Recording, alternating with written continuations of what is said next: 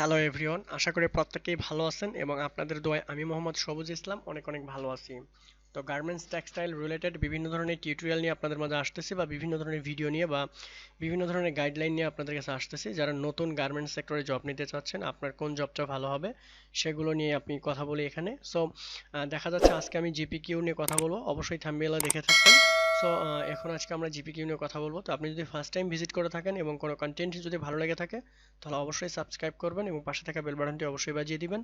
আর যদি already subscribe করে থাকেন তাহলে তো অসংখ্য অসংখ্য ধন্যবাদ। তো চলুন শুরু করা যাক।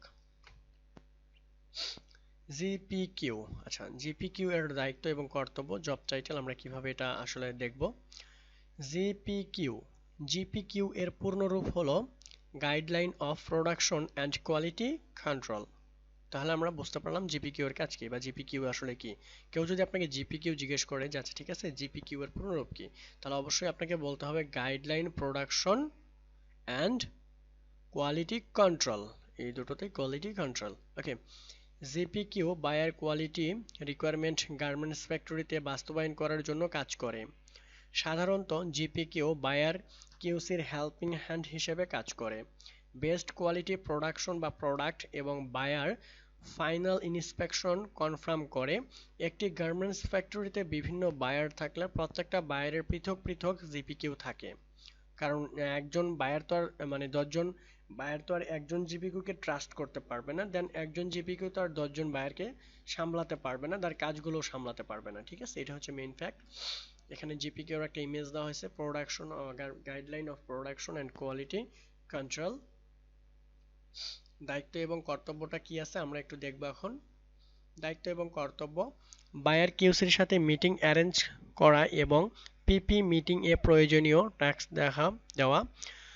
গার্মেন্টস কাটিং, সুইং এবং ফিনিশিং এ buyer quality requirement follow up করা। যখন আমরা কাটিং থেকে শুরু করে ফিনিশিং পর্যন্ত কাজ চালাবো তখন সব জায়গায় প্রসেসগুলো চেক করা, দেন প্রসেসগুলো বায়ারের রিকোয়ারমেন্ট অনুসারে হচ্ছে কিনা। ওকে, বায়ারের sample quality requirement follow up করা, স্যাম্পল কোয়ালিটি এবং বায়ারের কাছে রাইট টাইমে ডেলিভারি নিশ্চিত করা, এগুলো হচ্ছে একজন আপনার জিপিকিউ এর কাজ। তাহলে গার্মেন্টস সুইং এবং ফিনিশিং, বিশেষ করে সমস্ত কোয়ালিটি পয়েন্ট চেক করা, সেকশন ওয়াইজ কোয়ালিটি ইন্সপেক্টর করা বা ইন্সপেকশন করা, প্রত্যেকটা সেকশন আমি যেটা এর আগেও বললাম, প্রত্যেকটা প্রসেসিংয়ে যাওয়া এবং প্রসেসগুলো চেক করা। কোয়ালিটি কন্ট্রোল সম্পর্কিত বায়ারের সর্বশেষ মেসেজ রিলেটেড সেকশনে জানানো কোথায় আছে এই কাজগুলো এখন বর্তমানে। বায়ার ফাইনাল ইন্সপেকশন বা ইন্সপেকশনের পূর্বে প্রোডাক্ট কোয়ালিটি ইনশিওর করা, যে ইন্সপেকশনের আগে আমার প্রোডাক্টগুলো সব ঠিকঠাক আছে কিনা সে একজন নিজে আগে ইন্সপেকশন করা। ওকে, ফাইনাল ইন্সপেকশনের অ্যারেঞ্জ করা, কিউসি ফাইনাল সব কিউসি ফাইলের সব কিছু ইনশিওর করা। বাইং হাউস থেকে স্যাম্পল অ্যাপ্রুভ নেওয়া। বাইং হাউস বিষয়টা কি, আসলে বাইং হাউসে অনেক কাজ আছে। এখানে আমরা যদি কোনো গার্মেন্টস শর্ট শিপমেন্ট দিতে চাই সেক্ষেত্রে আমাকে কি করতে হবে, বাইং হাউসের অ্যাপ্রুভ নিতে হয় যে বায়ার আসলে আমার এটা অ্যাকসেপ্টেবল করবে কিনা, বা আমরা কি কারণে এই গার্মেন্টসটা শর্ট দিচ্ছি।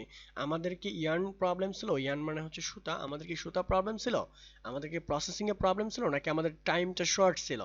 এই কারণে বায়ারের এখানে দেখা যায় যে অনেক রিকোয়ারমেন্ট থাকে। যেমন হচ্ছে আপনি যদি 5% বা 6%, এক একটা বায়ারের এক এক রকম রিকোয়ারমেন্ট থাকে, যে আমি যদি 10%-এর উপরে যাই তাহলে আমার অ্যাপ্রুভ লাগবে, দেন আমি যদি অ্যাপ্রুভ দিই তাহলে আপনার শিপমেন্টটা দিতে পারবেন না, আদারওয়াইজ দিতে পারবেন না।